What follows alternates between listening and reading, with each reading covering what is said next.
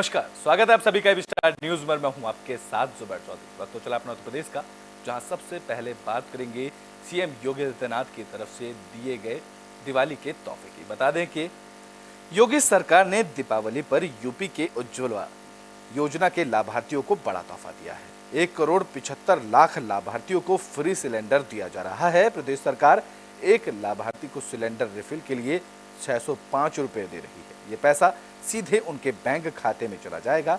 और कई उज्ज्वला लाभार्थियों को सीएम योगी आदित्यनाथ ने आज लोक भवन में चेक दिया। बता दें कि निःशुल्क सिलेंडर रिफिल पर सरकार 2,312 करोड़ रुपए खर्च कर रही है। इस दौरान लोक भवन में आयोजित कार्यक्रम में सीएम योगी आदित्यनाथ ने कहा है कि आज हमने लोक कल्याण संकल्प पत्र के एक संकल्प को पूरा करने का शुभारंभ किया। दिवाली के बाद हम होली पर भी फ्री गैस सिलेंडर देंगे। साल 2016 में देश में रसोई गैस की किल्लत समाप्त करने के लिए बलिया में प्रधानमंत्री उज्ज्वला योजना शुरू की गई थी। उज्ज्वला योजना समय पर स्वास्थ्य ईंधन उपलब्ध कराने की योजना ही नहीं थी, बल्कि मां बहनों के स्वास्थ्य को बेहतर करने की भी योजना। दीपावली का पावन पर्व की शुरुआत हो गई है और उसी श्रृंखला में आज धनतेरस का पवित्र दिन है। इस अवसर पर आप सबको प्रदेश सरकार के द्वारा जो भी प्रधानमंत्री उज्ज्वला योजना के लाभार्थी हैं, उनके लिए लोक कल्याण संकल्प पत्र में घोषित संकल्प के अनुरूप एक रसोई गैस का फ्री सिलेंडर उपलब्ध करवाने की कार्रवाई को प्रारंभ किया जा रहा है। तो बुलेटिन में बात कर लेते हैं झांसी की, जहां पीएम मोदी के दौरे को लेकर तैयारियां तेज हो गई हैं। इस कड़ी में डिप्टी सीएम केशव प्रसाद मौर्य ने जगह का निरीक्षण किया। तो प्रधानमंत्री नरेंद्र मोदी के प्रस्तावित झांसी दौरे को लेकर प्रशासनिक स्तर पर तैयारियां शुरू कर दी गई हैं। प्रधानमंत्री जिन परियोजनाओं का लोकार्पण और शिलान्यास करेंगे, उनका निरीक्षण करने के लिए उप मुख्यमंत्री केशव प्रसाद मौर्य झांसी पहुंचे। इस दौरान केशव प्रसाद मौर्य ने कहा कि विधानसभा चुनाव में 5 राज्यों में बीजेपी की आंधी आ रही है। इस दौरान केशव प्रसाद मौर्य ने नीतीश कुमार के विवादित बयान की भी निंदा की।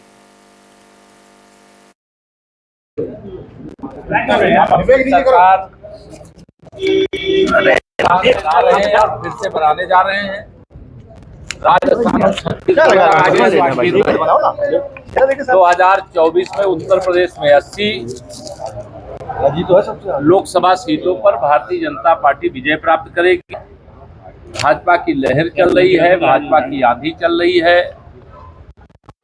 ने मन बनाया है तीसरी बार मोदी सरकार का।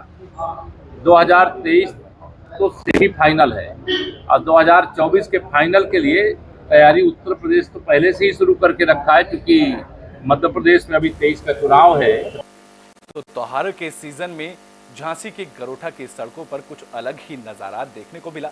बता दें कि झांसी की सड़कों पर कुछ पल के लिए लोग सहम गए थे। लोगों को डाकुओं का जमाना याद आ गया था, क्योंकि यहाँ सड़कों पर हाथों में बंदूक लिए डाकू नजर आ रहे थे। वैसे भी बुंदेलखंड के डाकुओं की कहानी पूरी दुनिया में मशहूर है और उस जमाने में डाकुओं की ऐसी दहशत थी कि चप्पा चप्पा डाकुओं से थर्रा उठता था। लेकिन जिन्हें किताबें डाकू कहती थी, वे आज भी कई लोगों के लिए बागी हैं और कई लोग उन्हें रॉबिन हुड समझते हैं। तभी तो डाकुओं की याद में एक अनोखी परंपरा चली आ रही है। इसी के तहत झांसी के एरच कस्बे में स्थानीय लोग डाकू मुस्तकीम की याद में समांग रचते नजर आए। लोगों ने एक ग्रुप बनाया, डाकुओं के कपड़े पहने और हाथों में नकली बंदूक थामकर सड़कों पर राहगीरों को रोका और डकैतों के अंदाज में रुपये मांगे। बता दें कि डाकू का वेश बनाए ये लोग किसी से जबरदस्ती नहीं करते। जो भी लोग प्यार से उन्हें कुछ देते हैं, केवल वो उसी को रख लेते हैं। हर साल दीपावली से कुछ दिन पहले इस तरह के समांग रचा जाता है, जिसको लेकर लोग सहमे नजर भी आते हैं। होता है हमारा मोहम्मद आजाद। अच्छा साहब बताइए, हाँ। आप जो काले कपड़े पहने हैं, जी क्या सर। परंपरा आपके गांव की क्या कर रहा है? हमारे हंसी खुशी में ये सॉन्ग रचा जाता है। पूरे गांव का लोग सारा वो करते हैं, इसमें हिस्सा लेते हैं। हम लोग कोई ज़बरदस्ती नहीं करते। हम लोग सारा कोई जो खुशी से देगा वही लेते हैं। हम लोग नहीं तो हम लोग नहीं लेते हैं। ज़बरदस्ती किसी के साथ नहीं करेंगे, जो देगा उसी को लेंगे हम लोग। क्या परंपरा है, इसके परंपरा को निभा इस परंपरा से पुरखों से चली आ रही है हमारी परंपरा। रावण वध होता है हमारे इधर, रामलीला खिलती है, फिर ये रावण वध होता है। बढ़िया खेल कूद होंगे, बढ़िया हम लोग ये सॉन्ग रचा है जो कई प्रकार।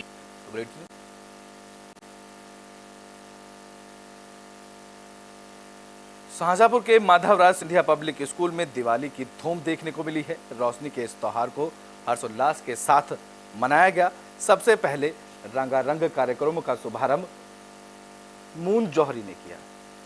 पहले से लेकर 5वीं तक के बच्चों ने दिए सजाए, मोमबत्ती सजाओ जैसी कई प्रतियोगिताओं में हिस्सा भी लिया। वहीं 6ठी और 7वीं 8वीं के बच्चों ने सुंदर रंगोली बनाई। 5वीं से लेकर 8वीं तक के बच्चों के बीच दीपावली पर निबंध प्रतियोगिता का आयोजन किया गया।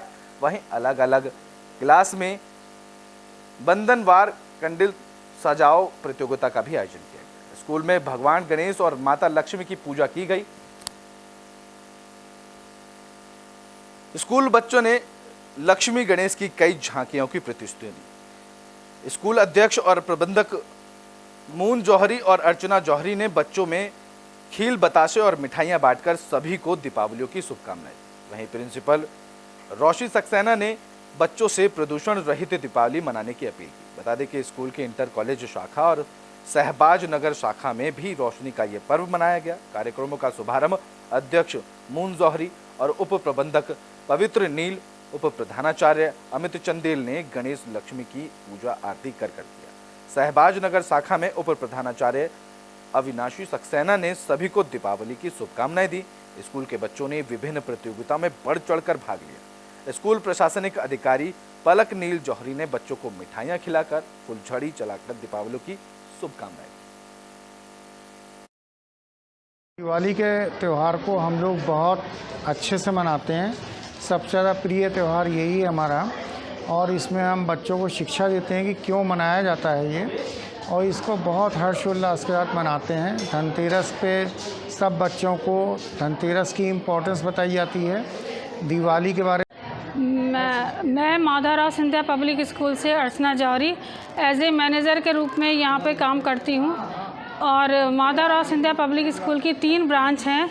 एक नवादा में स्थित है, दूसरी हुंडाल खेल में, और तीसरी मेरी शहबाज नगर में स्थित है। आज धनतेरस के उपलक्ष्य में तीनों ही बिल्डिंग में मेरे बच्चे धनतेरस के में बच्चे लक्ष्मी गणेश के रूप में सजकर आए थे। और जैसे कि हम लोग गणेश लक्ष्मी की घरों में पूजा करते हैं, बच्चों के बाल रूप की हम उसी प्रकार से स्कूल में पूजा करते हैं। तो बुलेटिन में बात कर लेते हैं अलीगढ़ की, जहां नुमाइश मैदान में पटाखा बाजार लगा है। तो दीपावली के पर्व को लेकर अलीगढ़ के नुमाइश मैदान में पटाखा बाजार लगा दिया गया है। पटाखा बाजार में प्रशासन ने बेहतर व्यवस्थाएं की, अधिकारियों की ओर से पुख्ता इंतजाम किए गए। बता दें कि इस पटाखा बाजार में प्रतिबंधित पटाखों पर बैन लगाया गया। दुकानदारों का कहना है कि प्रधानमंत्री नरेंद्र मोदी के मिशन लोकल फॉर वोकल के चलते पूरे बाजार में ग्रीन पटाखे बेचे जा रहे हैं और खरीदार भी प्रतिबंधित पटाखे की मांग न करते हुए ग्रीन पटाखे ही खरीद रहे हैं। वहीं सुरक्षा व्यवस्था की दृष्टि से बाजार में दमकल कर्मियों की भी तैनाती की गई। साथ ही फायर ब्रिगेड की गाड़ी और हर दुकान पर अग्निशमन यंत्रों को लगाया गया।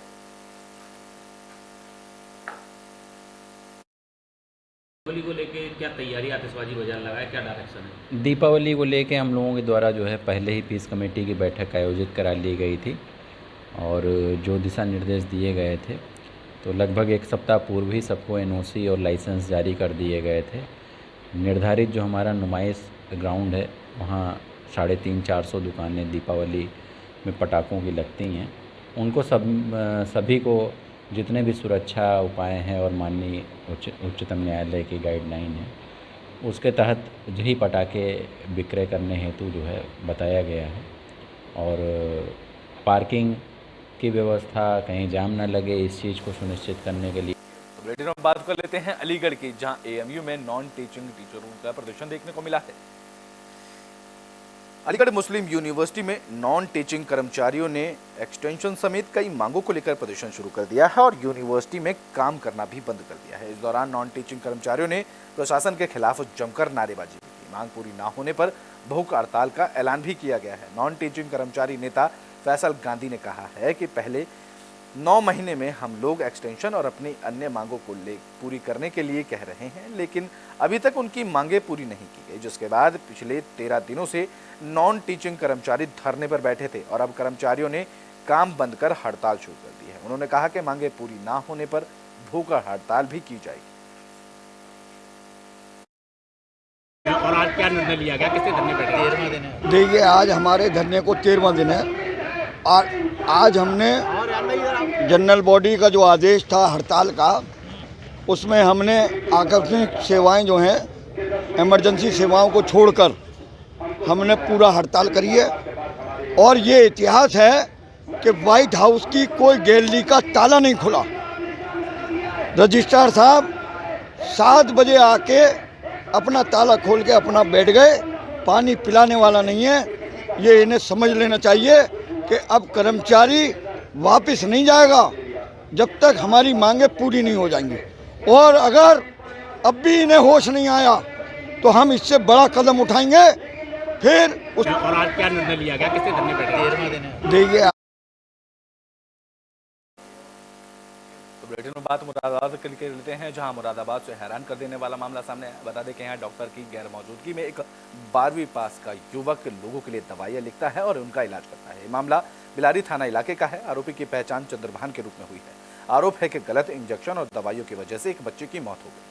पीड़ित ने शिकायत में बताया है कि पुलिस ने पोस्टमार्टम भी कराया, लेकिन कोई कार्रवाई नहीं की गई। अब मामले में 2 लोगों के खिलाफ गंभीर धाराओं में मुकदमा दर्ज कराया गया है। बता दें कि शिकायत मिलने के बाद स्वास्थ्य विभाग की टीम झोला छाप डॉक्टर के क्लिनिक में छापेमारी करने पहुंची थी। इसी दौरान ओपीडी में 12वीं पास चंद्रभान लोगों की दवाइयां लिखकर इलाज करता मिला। स्वास्थ्य विभाग की टीम को आरोपी के पास से 400 से 500 पर्चे भी मिले, जिन पर नाथ क्लिनिक लिखा था। ये सभी वो पर्चे थे जिन मरीजों को 12वीं पास डॉक्टर देखकर दवाइयां दे चुका था। सर, बिलारी में आपके द्वारा निरीक्षण करके एक 12वीं पास डॉक्टर का एक प्रकरण पूरा सामने आया, जिसमें आपने मुकदमा भी दर्ज करवाया है। क्या पूरा प्रकरण है और क्या इसमें आपकी तरफ से कार्रवाई पूरी तरह से करी जा रही है? एक शिकायती पत्र मिला था और वो कई डिपार्टमेंट्स के थ्रू मार्क होकर आया था, तो जिसकी वजह से मैं वहाँ पर निरीक्षण करने पहुँचा टीम के साथ में हमने सुरक्षा दल भी साथ में लिया था। तो जब हम वहाँ पे पहुँचे तो नाथ क्लिनिक के नाम से वहाँ पे पैड हमें प्राप्त हुए। वहाँ पे एक चंद्रभान नाम का एक व्यक्ति था जो कि वहाँ पे इलाज करता हुआ लोगों को दवाइयाँ लिख रहा था। तो उनसे पूछा ये नाथ क्लिनिक किसका है, तो उसने अवगत कराया कि ये डॉक्टर कोई महावीर है, उनका है। तो बुलेटिन में बात कर लेते हैं बदायूं की, जहां प्रधान की हत्या का मामला सामने आया है। तो बदायूं के वजीरगंज इलाके के लखनपुरा गांव में प्रधान की हत्या का मामला सामने आया। ग्राम प्रधान शिवचरण की हत्या से इलाके में हड़कंप मच गया। मामले की जानकारी मिलते ही एसएसपी फोर्स के साथ मौके पर पहुंचे। जानकारी के मुताबिक प्रधान की हत्या घर में सोते वक्त की गई। हत्याकांड के बाद प्रधान संगठन में नाराजगी देखने को मिल रही है। पुलिस ने शव को कब्जे में लेकर पोस्टमार्टम के लिए भेजा और मामले की जांच शुरू कर दी। जनपद बदायूं के थाना वजीरगंज अंतर्गत लखनपुरा गांव के ग्राम प्रधान शिवचरण लोधी अपने इस यहाँ घर पे बाहर कमरे में, जिसमें दरवाज़ा नहीं है, सोए हुए थे। रात में किसी ने कुल्हाड़ी से वार करके इनकी हत्या कर दी है। परिजनों से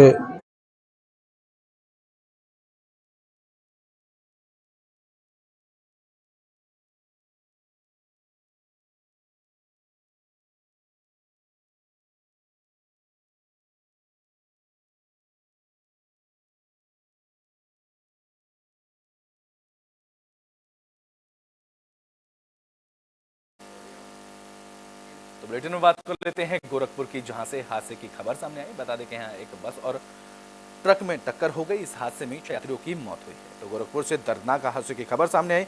गोरखपुर काशीनगर हाईवे पर जगदीशपुर के पास एक बस ने तेज रफ्तार ट्रक में टक्कर मार दी। बस पंचर होने की वजह से सड़क पर खड़ी थी। इस हादसे में 6 यात्रियों की मौत हुई है, जबकि 25 से ज्यादा लोग घायल हुए। घायलों को एम्बुलेंस के जरिए अस्पताल में भर्ती कराया गया और मौके पर पहुंची पुलिस पूरे मामले की जांच में जुट गई। हम लोग बॉम्बे से आ रहे थे, ट्रेन से उतरे थे और बस अड्डे से बस पकड़े सरकारी। तो इसमें कम से कम 100-125 आदमी थे। बहुत ओवरलोड कर दिया था ड्राइवर। तो सोनबरसा से थोड़ा सा पहले, हाँ, पेट्रोल पंप के पास टायर जो है कि फट गया गाड़ी का। टायर फट गया तो ड्राइवर किसी तरह कंट्रोल कर लिया गाड़ी। उसके बाद सब पैसेंजर को उतार दिया। और टिकट सबका बना दिया था कंडक्टर। उसके बाद से बस दूसरी बुलवाया, दूसरी बस आया तो इस बस के पीछे लग गई आके। अब सब हम लोग बॉम्बे से आ रहे थे, ट्रेन से उतरे थे, अब बस अड्डे से। तो रेडियो बात लखनऊ की कर लेते हैं, जहां पुलिस ने अपहरण केस का खुलासा कर दिया है। इस मामले में पुलिस ने 5 आरोपियों को गिरफ्तार किया। तो लखनऊ पुलिस को बड़ी कामयाबी मिली है। सुशांत गोल्फ सिटी थाने की पुलिस ने प्रखर सेठ अपहरण केस में 24 घंटे को मामला सुलझा दिया। मामले का खुलासा करते हुए पुलिस ने 5 आरोपियों को गिरफ्तार किया है, जिनके कब्जे से घटना में इस्तेमाल की गई कार, स्कूटी और असला बरामद किया गया है। पुलिस आगे की कानूनी कार्रवाई में जुट गई है। सर क्या पूरी घटना रही है?